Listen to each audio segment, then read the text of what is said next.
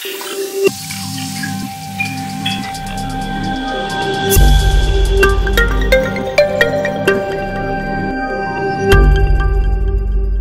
estamos aquí, Electoralia, mesa de análisis. Soy Carlos López Arriaga. Saludo a mi compañera, la periodista Adriana Heredia.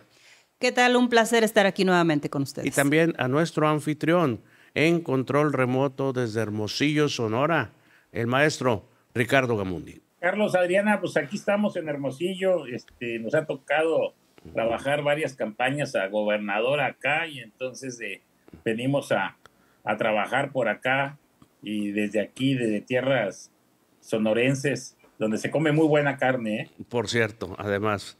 Y bueno, ¿qué tenemos para hoy? El segundo informe del doctor Américo Villarreal, al que lo vemos desde una perspectiva electoral, es decir, estamos ante la segunda alternancia que ha vivido Tamaulipas después de una larga estancia de 7, 8 décadas del PRI en el poder y después de un sexenio panista. Estamos ante el gobierno de la segunda alternancia tamaulipeca, el gobierno de Morena de Américo Villarreal, que no por ser su segundo informe quiere decir que tenga 2 años en el poder. En realidad tiene 17 meses. Su segundo aniversario de haber tomado el poder es hasta el próximo octubre, pero ya ofreció este domingo su segundo informe. Y bueno, ¿qué más? ¿Quiénes destacan en las listas plurinominales de Morena para el Senado y las diputaciones federales? Se cumple el compromiso de incorporar a las llamadas corcholatas al Senado como premio de consolación, al Senado y también a la Cámara Baja, Marcelo Ebrard, Adán Augusto López, Ricardo Monreal. Y bueno, vamos a ver también cómo marchan las encuestas de Electoralia. Los números en 2 municipalidades muy diferentes, Naucalpan, Estado de México, y Sotolamarina, Tamaulipas. Desde luego, el cartón del arquitecto Miguel Parras. La decisión final la tiene el pueblo, ¿no? El pueblo sabe. Es la voz de las urnas. Morena, el que está marcando la pauta, ya tiene votos y todavía no está en la boleta electoral. No está en la boleta, eso que dice.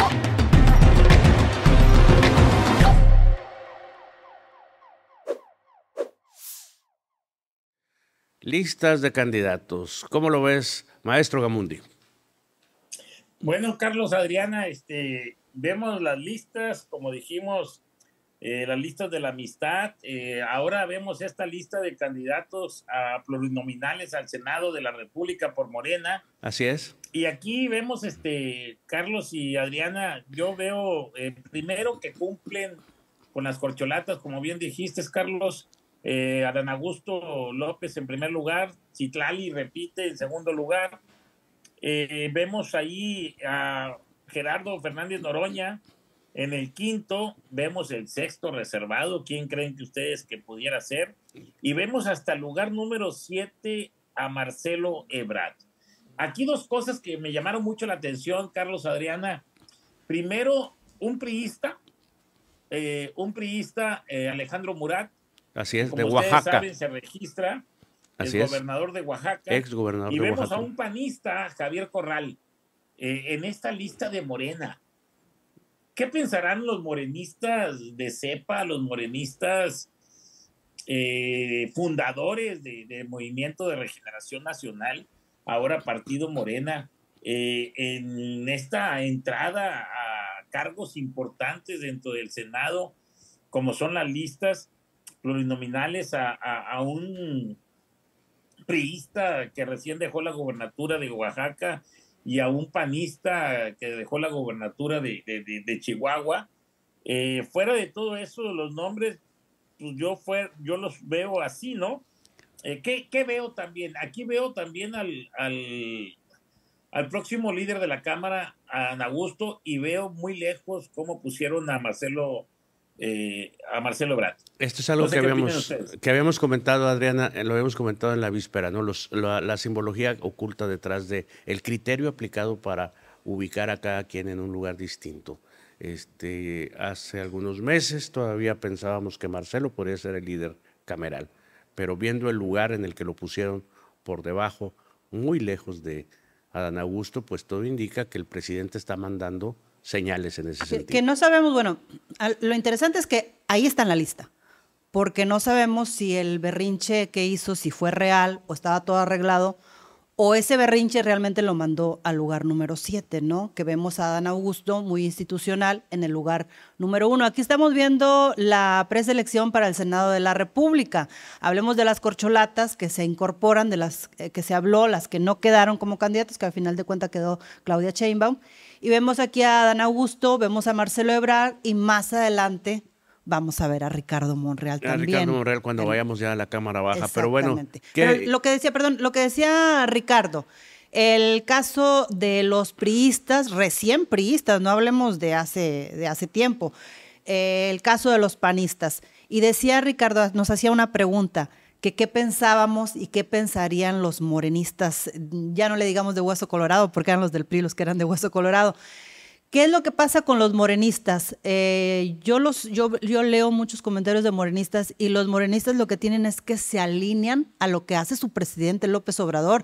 Son seguidores, son fanáticos de López Obrador y a veces si López Obrador o Morena designa a estas personas, ellos dicen, bueno, pero ya están con nosotros. O sea, siempre lo justifican. Maestro Gamundi, como periodista seguramente conoces lo que es la disciplina partidaria y parece ser que Morena la está calcando, ¿no? Bueno, pues vemos como ustedes lo dicen, la incorporación de demasiados, pues es que de dónde más, si todo el mundo viene desde el PRI, vaya. Sí, son cuadros de importación que necesitan para apuntalar una estrategia, claro, yo diría, ¿no? Sí, yo creo que ahí son como bien lo comentó Adriana, son acuerdos políticos también, ¿no? Bien entendibles. Son acuerdos políticos y muy seguramente van a trabajar muy fuerte para llevarle votos a Claudia Sheinbaum, ¿no? Porque va a ser una campaña muy competida a partir ya de la vuelta a la esquina, que estamos a unos días ya que inicia el 1 de marzo. Así es. Y va a ser muy dura y va a ser de golpes bajos y va a ser de guerra sucia. Entonces, ya lo es desde ahorita. Ya lo es, pero entonces estos personajes que los vemos ahí en las listas van a operar a favor de Morena. Y yo creo que ahí está el favor pagado. Ricardo, Adriana, quiero retomar algo que ambos han mencionado hace unos minutos y que me parece bien importante. ¿Qué pasa con la gente que ha trabajado tanto para Morena? Lo que se conoce en los partidos como meritocracia. Meritocracia, la gente que tiene mérito. Que se ha entregado, sí, que en tiempos electorales y no electorales ha trabajado para el partido y ha aceptado a veces chambas de sacrificio y que esperaban ver reconocido su esfuerzo en algún cargo y resulta que con una gran facilidad entran personalidades de otros partidos, exgobernadores o exdirigentes y les dan los mejores lugares. Creo que eso sí, es algo que ustedes señalaron, Ricardo. ¿Qué pensarán? ¿Qué pensarán en su fuero íntimo? Aunque hacia afuera, como dice Adriana, se disciplinan. Sí, claro, el sistema político mexicano, pues así es, ¿no? Así es. En ese sistema vivimos, ¿no? Y convivimos en ese sistema político, donde no siempre el que tiene el mérito, y eso lo hablo de todos los partidos, ¿verdad? No siempre el que tiene el mérito es el que queda de candidato a una posición plurinominal, sino tiene que ver con los acuerdos del dirigente. Mira, si vemos el PAN, su lista, pues es en base a los acuerdos que tiene Marco Cortés. Hasta por ahí dice que hasta recibe $, por poner gente en la lista, ¿no? Desde McAllen. Si vemos la lista de Alito, pues vemos pura lista de Alito, la vimos, ¿no? O sea, es de él, no es una lista del partido, es una lista de Alito. Vemos la lista del PRD, pues en la número 1, ¿quién va? Sí. Zambrano. Sí, Chucho Zambrano. Vemos la lista de Morena, pues vemos cómo acuerdos políticos hace que recién priistas estén en esta lista, ¿no? Alguien decía que para gobernar que se gobierna con amigos y que se gobierna con gente cercana y que muchas veces estas listas, por mencionar el caso de Marco y de Alito, más que grupos de personalidades destacadas de esos partidos, hablamos como si fuera una asamblea de accionistas, ¿no? ¿Quién le pone? ¿Quién le puso? quién llega. Lo que representa, ¿no? ¿Quién También. le pone, quién le puso, quién llega? ¿Qué representas en dinero, en efectivo, en En números dinero, para el en partido? influencias, en amistades que te pueden ayudar a una campaña. Y sí puede haber mucha gente con un inmenso mérito en el trabajo de campo, Pero no representas. pero no representa esas ventajas. Son cálculos, maestro Gamundi, que hacen muy en frío, ¿no? Claro, mira, las personas que entran a la lista de las candidaturas a diputados pronominales y a senadores tienen que ver con los intereses y los acuerdos políticos de los dirigentes y del partido en el poder. Así es. Si vemos la lista de Morena para diputados federales, Así en es. la primera circunscripción vemos ahí, bueno, vamos a leer 3, 4, 5 nombres que son significativos. Marina Vitela, es candidata a gobernadora de Durango. Vemos a Hugo Eric Flores, el que fue dirigente nacional del PES, que es un aliado político de Morena. Siempre el PES había sido un aliado político. Acuérdense que fue en coalición en el 2018 con ellos. Pero como perdieron el registro, bueno, pues hay que meterlo, ¿no? Vemos ahí a Pedro Aces Barba, el dirigente de la CATEM, que es una parte, un sindicato importante ahora en el país. Y vemos ahí al papá de Checo Pérez. Lo vemos ahí, como no le dieron la gobernatura de Jalisco, pues está ahí, ¿no? Como quiera le dieron otra pista. Ya le dieron una pista para entrar, ¿no? Ajá. Vemos en la segunda circunscripción, pues vemos a Ricardo Monreal en la primera posición. O sea, ahí sí queda muy claro el mensaje, ¿verdad? El mensaje es que el próximo líder de la Cámara, pues ahí va a estar, ¿no? Así es. Ricardo Monreal. El lugar que ocupan nos dice mucho, ¿verdad? Claro. Vemos a un Napoleón Gómez Urrutia en la segunda circunscripción, a un Jorge Mendoza, un priista que acaba de ser candidato a senador por el PRI de Nuevo León. Vemos ahí en el número 13 a Enrique Salomón Rosa Ramírez, a quien conocimos. Ustedes lo deben de recordar mucho, ¿no? Aquí en Tamaulipas como delegado del PRI. Comité Ejecutivo Nacional del PRI en Tamaulipas. Que estuvo muy cercano en la precampaña con Marcelo. Así es, así es. Entonces, pues son los acuerdos con Marcelo también, ¿no? Sí, es parte de los acuerdos con Marcelo. Pero no sabemos si él alcanzaría, ¿no? ¿En qué posición viene? En la 13. En la 13. La vez pasada entraron 11. Como puede ser que sí, puede ser que no.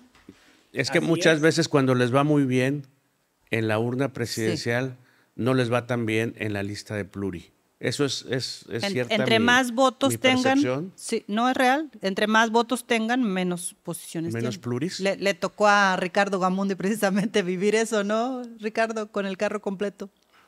Sí, bueno, nosotros tuvimos una coalición que nos dio la oportunidad de entrar tu servidor y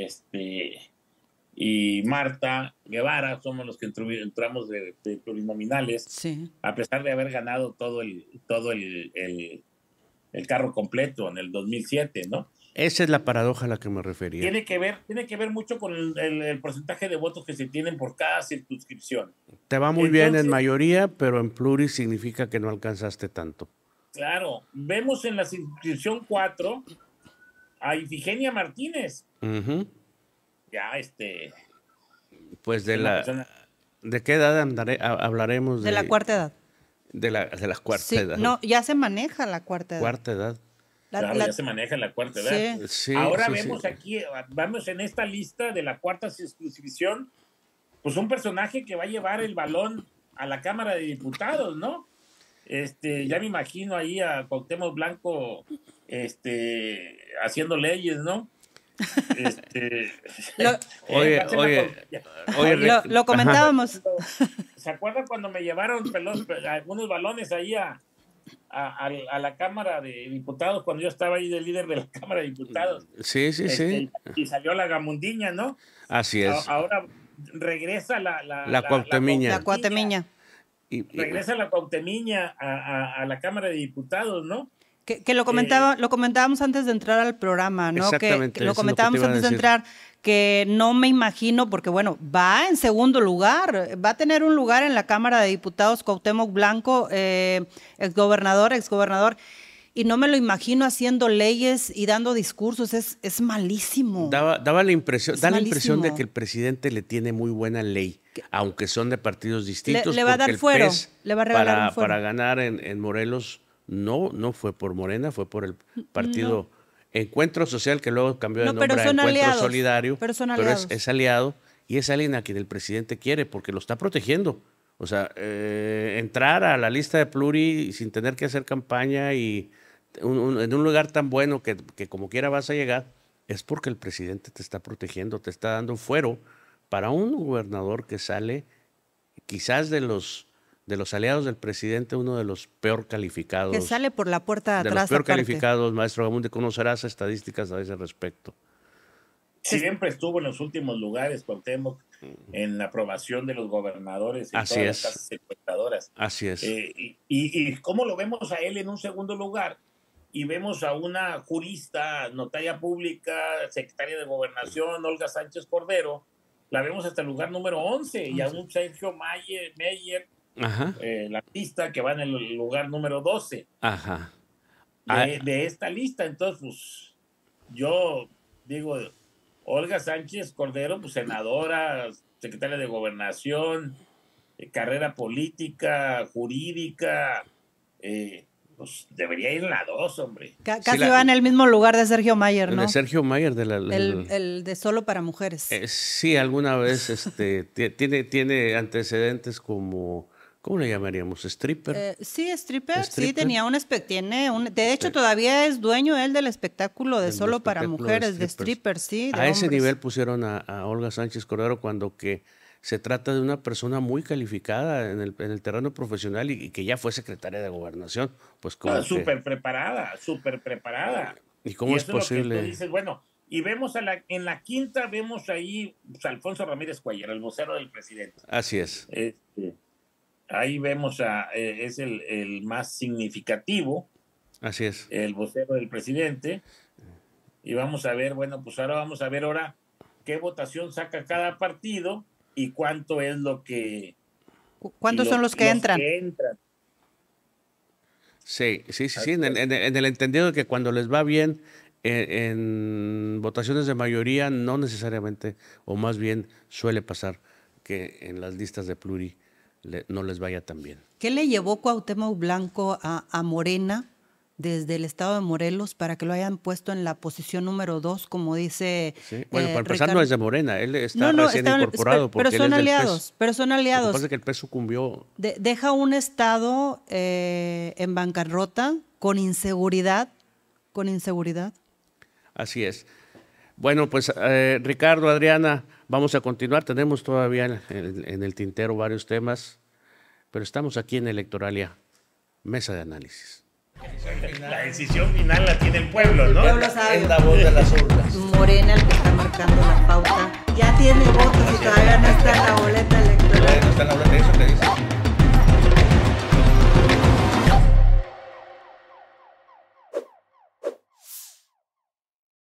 Las encuestas de Electoralia. ¿Con quién empezamos, maestro Gamundi?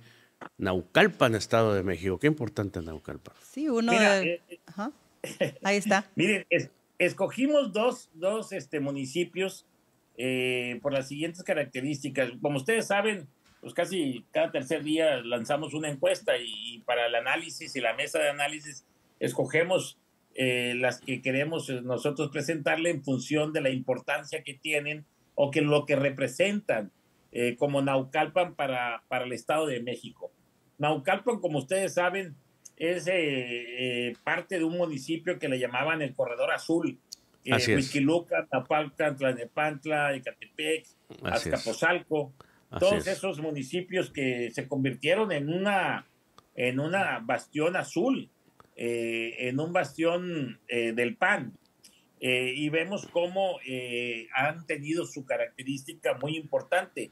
Vemos cómo ahora, en esta encuesta, Isaac Montoya, la presidenta municipal y Movimiento Ciudadano, vamos a tener una elección como se está viendo a nivel del país, ¿no? Una elección de 3.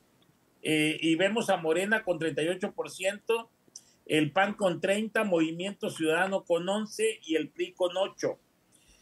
Ya cuando medimos la elección a presidente municipal por coalición, vemos a Morena PT Verde con 42%, 36% PAN PRI PRD y 9% Movimiento Ciudadano.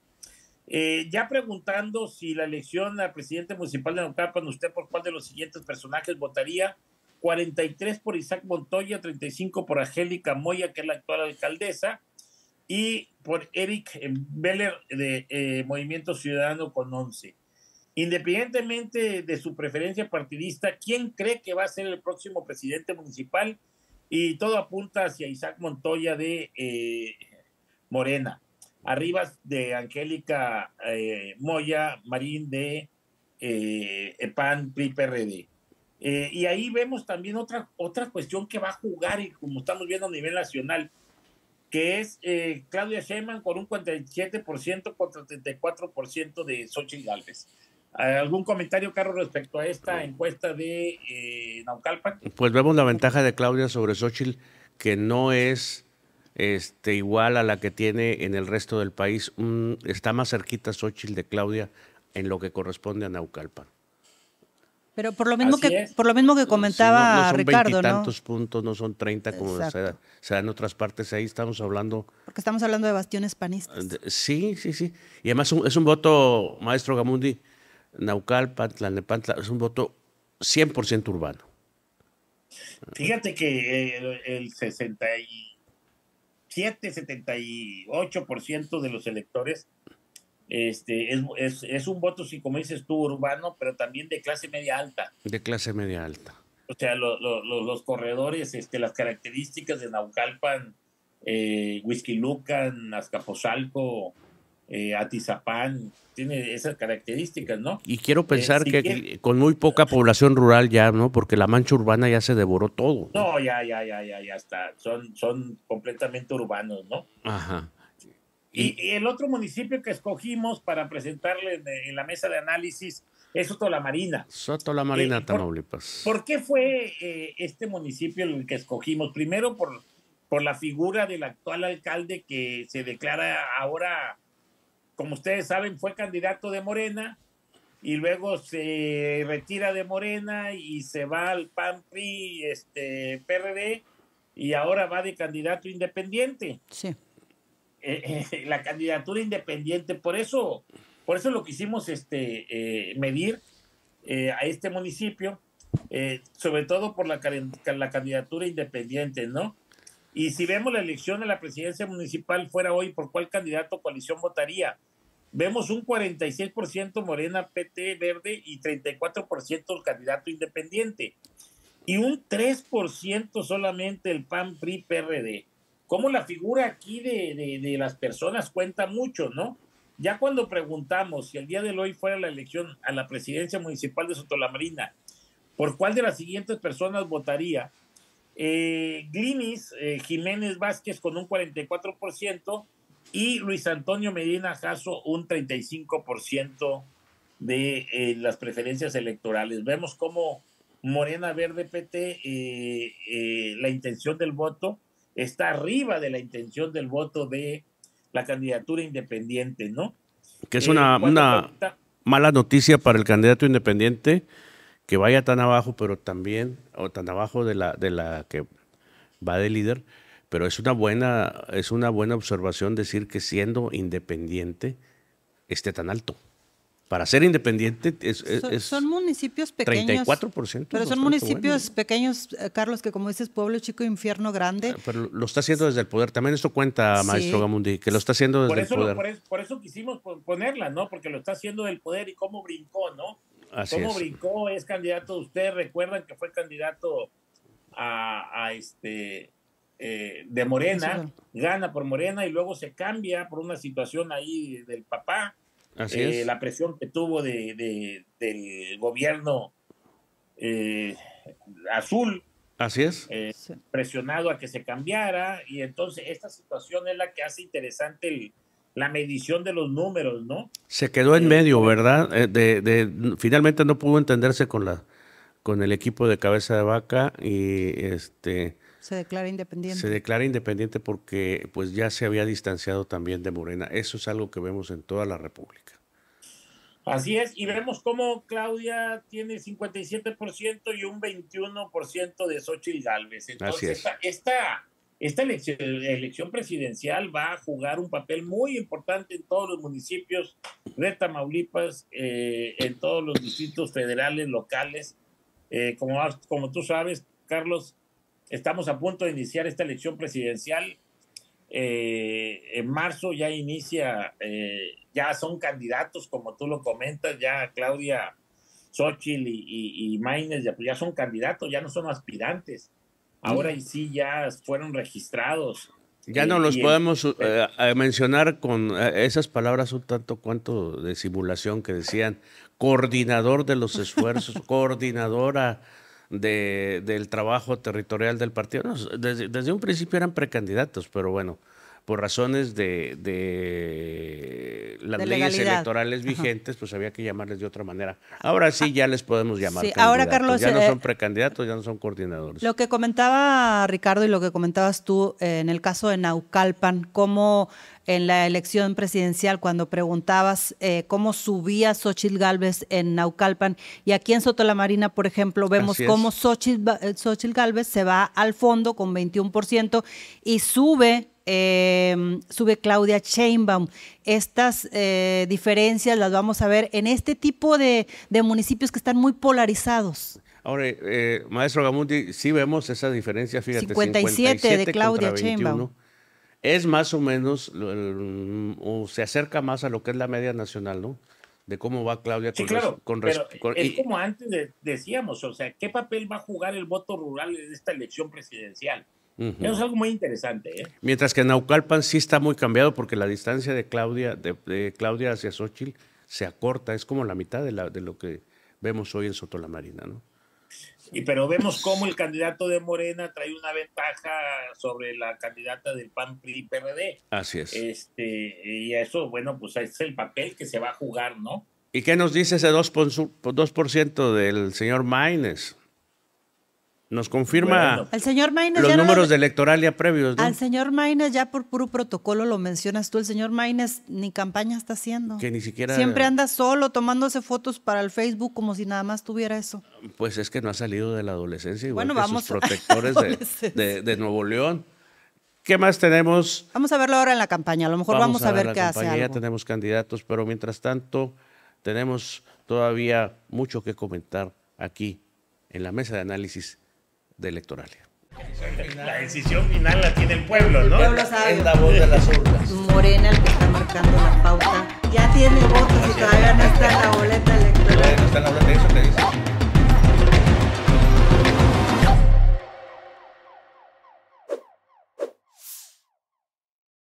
Y bueno, pues segundo informe del doctor Américo Villarreal Anaya, que no necesariamente marca que llevemos 2 años de su gobierno, llevamos en realidad 17 meses. Los 2 años se cumplen hasta el próximo octubre, es todavía un gobierno joven, pero bueno, por los cambios que bien conoces, maestro Gamundi, los cambios que hubo en la fecha de los informes y que comentábamos antes de entrar al programa, parecía que Cabeza de Vaca los había usado, ese cambio para hacer propaganda en favor del truco Verástegui, porque resulta que daba su informe precisamente cuando estaban en campaña los candidatos a gobernador. Pero hay que comentar que anteriormente los informes de gobierno era un informe anual, cuando se llegaba la fecha, claro. Antes de Cabeza de Vaca. Sobre ese cambio, maestro Gamundi. Así es, bueno, pues veíamos cómo los informes eran a finales de año, claro. Donde dabas a conocer todas las acciones que se realizaron, porque así lo marca la Constitución, debe de informar de todo lo ejercido y las obras y lo que se hace. Entonces vemos aquí 2 características importantes que le tocaron al doctor Américo. Primero, Carlos, Adriana, siempre veíamos una elección la intermedia, le llamábamos, de los gobiernos, le tocaban a sus 3 años de ejercer el gobierno. Ahora al doctor Américo le está tocando el cambio de alcaldes, de diputados locales, de senadores y diputados federales en su segundo año de gobierno. Eso es una característica que tiene que ver. Segundo es que cada gobernador tiene su sello, ¿no? Y yo veo el doctor Américo con un sello de gobierno humanista. Así es. Y un gobierno que además llega cuando se está dando la crisis mundial del agua. Creo que la cuestión, los proyectos hídricos, maestro Gamundi, los proyectos hídricos, Adriana Heredia, que trae Américo, marcan su gobierno porque enfrentan una emergencia que es de Victoria, que es de Tamaulipas, pero es nacional y es mundial. Agua, se está acabando el agua y por eso los grandes proyectos de Américo de los que informó precisamente en este segundo informe.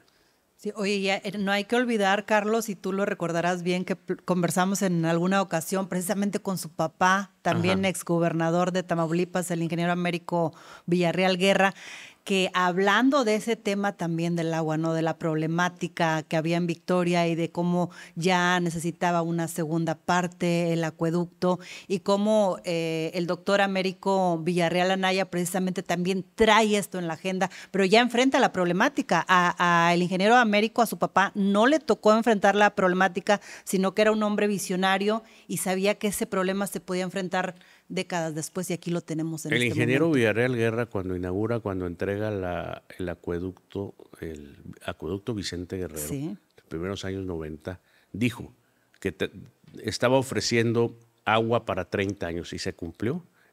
Cumplidos los 30 años a finales de la segunda década de este siglo, 2017, 18, empezamos a padecer el problema, sobre todo en la zona de Victoria, en la zona urbana de Victoria. Pero bueno, de ese antecedente empieza a trabajar el doctor Américo Villarreal Anaya y es uno de los muchos planes que trae en cuestiones del agua, maestro Gamundi.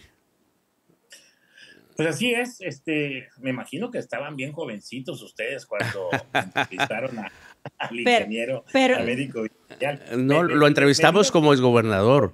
No, pero lo entrevistamos como exgobernador. Como exgobernador. Okay.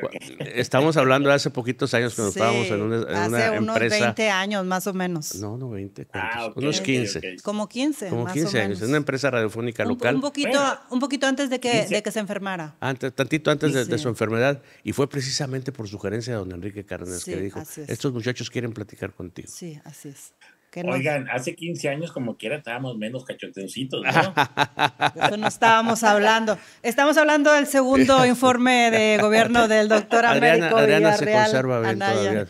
Américo Villarreal Anaya, que comentábamos sobre este segundo informe, que como bien lo decía Carlos, no son 2 años, son 17 meses, para cambiar un poquito el tema de los cachetitos y todo lo demás.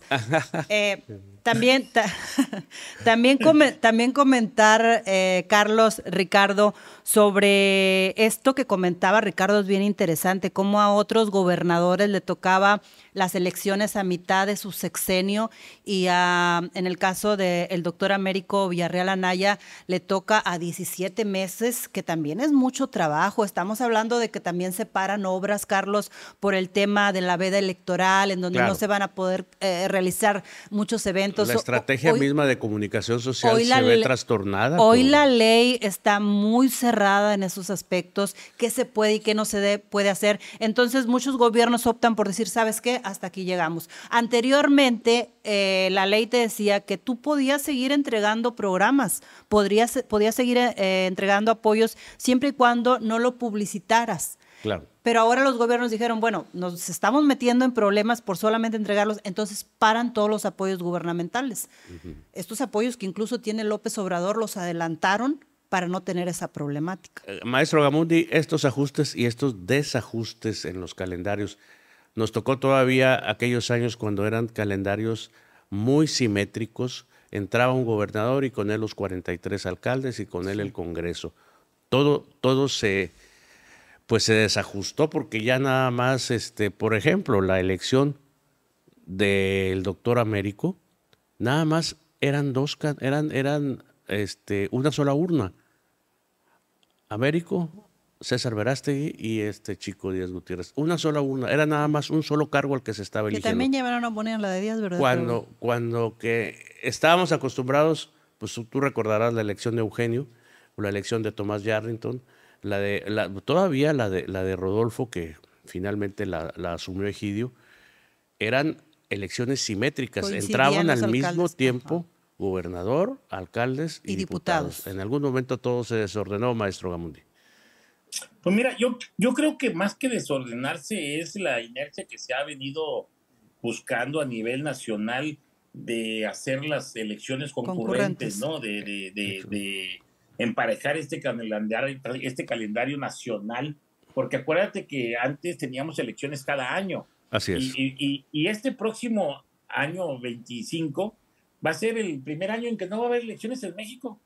En todo el país no va a haber elecciones. Sí, fíjate. Ni locales, ni gubernamentales, ni congresos, no nada. Todo se va hasta el 2026. Pero también en ese sentido sí es importante estos cambios que le tocan a los diferentes gobernadores. Ahora al doctor Américo pues le va a tocar este cambio y como quiera pues sí juega diferente las elecciones, ¿no? Son elecciones completamente diferentes. Tú lo dijiste, Carlos y Adriana, dos cosas importantes. Una, en la elección del 2022 tuvimos una sola urna, ahora vamos a tener alcalde, diputado local, diputado federal, senador, presidente de la República. O sea, 5 urnas donde la gente hay que ver cómo va a votar. Por eso nosotros estamos en Electoralia introduciendo la pregunta, preguntándole a los ciudadanos si votarían todo por un mismo partido o diferenciación por diferente partido. O sea, imagínate, ¿cuál urna me faltó no poner la boleta electoral? También en el punto que comenta de la elección concurrente. Tenemos elección concurrente, es decir, el día de la jornada electoral va a ser un solo día, pero no tenemos calendario concurrente, que es un punto importante, porque tenemos un calendario del INE y tenemos otro calendario del Instituto Electoral Local, en este caso de Tamaulipas y en el otro caso de otros estados de la República. En el caso de Tamaulipas, el IETAM, el Instituto Electoral de Tamaulipas, pero igual sucede en los otros soples de los otros estados de la República. Entonces sí tenemos una elección concurrente, pero no tenemos un calendario concurrente. Empiezan las campañas federales a partir del 1 de marzo, pero tenemos que las campañas locales iniciarían hasta abril, por ejemplo. Así es, bueno, es que son distintas reglas. Qué buen análisis, Adriana. Qué buen análisis. Me puedes contratar ahí en Electoral. No, es que qué bien lo dices y con esa claridad. Sí. Y lo vemos ahí mismo en Tamaulipas. Acuérdate que tenemos municipios grandes que tienen 35 días de campaña, municipios chicos que tienen 25 y otros que tienen hasta 10. Y así lo vemos en el país, ¿no? No arrancan las campañas igual, ni de candidaturas al gobernador, ni de alcaldías. Cada estado tiene su propio calendario electoral con fechas diferentes. Y las vedas electorales entonces son más amplias. Lo concurrente va a ser el día de la elección nada más. Y otro fenómeno, maestro Gamundi, que es el hecho de que muchas veces la urna presidencial, lo hemos dicho en una palabra simbólica, impregna las urnas vecinas, que muchas veces se dan fenómenos, lo vimos con el efecto López Obrador en 2018, pero no se me olvida el efecto Fox en 2000, que verdaderos desconocidos llegaron a la Diputación Federal por el PAN, porque el efecto Fox los jaló, la ola foxista. ¿Por qué le llamábamos la ola? Por la empresa en la que trabajaba. Probablemente, bueno, ¿no? No, bueno, sí, es como es un efecto social ciudadano. Fox, pero también pasó con López Obrador. Sí, bueno, todo eso ya lo vamos a ver magnificado con López Obrador en 2000. Pero lo vimos en la elección, ¿no? Que jalan a las otras urnas. Es decir, la gente que vota por presidente, si se trata de una personalidad muy impactante, de repente puede también irse detrás de quienes por el mismo partido buscan diputaciones federales, senadurías, diputaciones locales, alcaldías. Así es.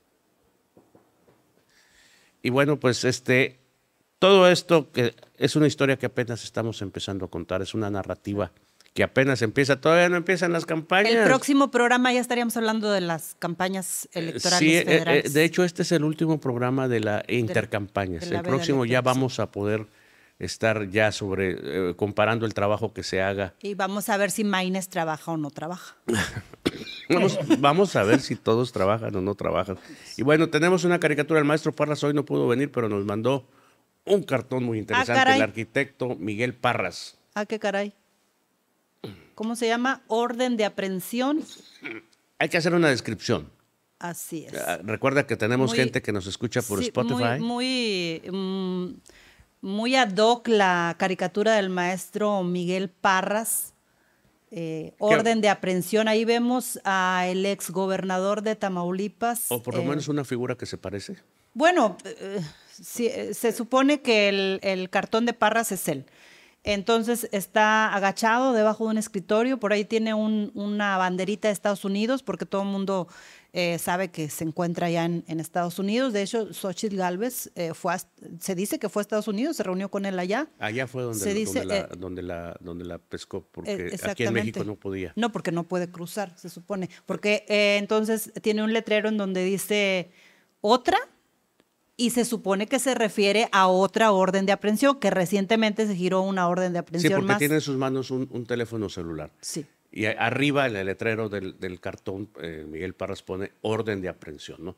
Es una oficina, hay un escritorio, hay una silla. No está sentado en la silla, está sentado escondido en el suelo, debajo del escritorio. Con cierto rostro que podría expresar quizás temor. Y atrás, colgado en la pared, una bandera de los Estados Unidos. Así es. En Texas, estimado maestro Gamundi.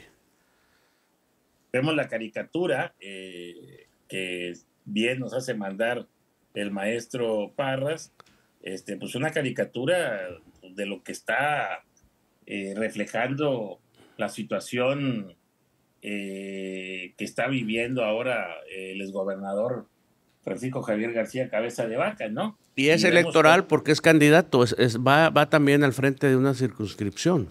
Por el PAN. Sí, va en la segunda, en la número 1 del PAN, ¿no? A ver, pero hay que mencionar algo para la gente que nos está siguiendo. El caso del exgobernador de Tamaulipas, Francisco García Cabeza de Vaca, Francisco Javier García Cabeza de Vaca, que va en la pluri en el número 1. Él tendría que tomar protesta en el Senado de la República para que... En la Cámara. Bueno, en la Cámara, perdón. Él tendría que tomar protesta. Sí, pero él tendría, Ricardo, que tomar protesta para poder tener el fuero. Siempre y cuando él no tome protesta, no puede ser diputado, ¿no? Ya hubo un caso, si ustedes recuerdan, de un diputado que entró por la puerta de atrás de Michoacán. Sí. Así es. Que lo tuvieron que meter por la puerta de atrás, ¿no? Tenía una orden de aprehensión. A ver, recuérdame. Pero aquí estamos ¿era hablando... del PRD? ¿Era el PRD de Michoacán? Sí, el PRD. Sí. Mal visto, mal querido por Felipe Calderón. Y tuvo que entrar por la puerta de atrás para asumir. Sí. Y ya se supone para tener el fuero. Y cuando asumes... Pero aquí es diferente. Un poquito diferente. Aquí es diferente. La persona el diputado del que estamos hablando, estaba en México. Sí. Sí. Sí, aquí es muy diferente porque en el caso de Michoacán esta persona estaba en México y la orden y entonces fue muy fácil. Aquí estamos hablando de que Cabeza de Vaca se dice que está en los Estados Unidos, pisando suelo mexicano. Ahí ejecutarían lo que se llama ejecutar la orden de aprehensión y sería detenido. Se habla de 3 órdenes de aprehensión. Bueno, cualquiera o las 3 se las pueden ejecutar y entonces no alcanzaría a tomar protesta. ¿Cómo le haría para llegar a la Ciudad de México? Ahora, el registro como candidato, en el caso de Cabeza de Vaca. Que todavía hay que ver si es legal. Porque recordarás, maestro Gamundi, que estaba pendiente de mostrar su